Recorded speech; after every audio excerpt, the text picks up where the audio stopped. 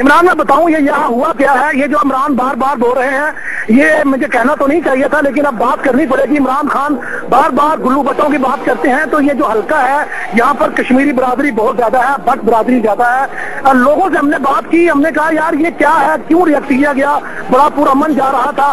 तो ये जो बार बार गुल्लू भट्ट कहा जा रहा है, तो वो इसको गाली के तौर पर ले रहे हैं। यही वजह है कि जब जो लोग जूते लहरा रहे थे तो ये बोल रहे थे कि तुम कितने गुल्लू मारोगे। तो ये एक अच्छा, वो गुल्लू भट्ट उनका हीरो है।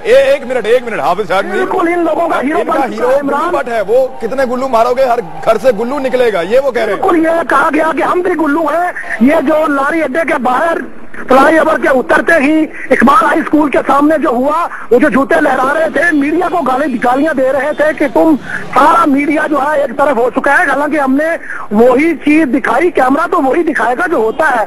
कैमरा नहीं, आप अब ये तो नहीं दिखा सकते कि पीटीआई का कारकुन डंडा मार रहा है और उसको किसी तरह आप कुछ चक्कर चला के ये दिखा दें कि नून लीग का कारकुन डंडा मार रहा है।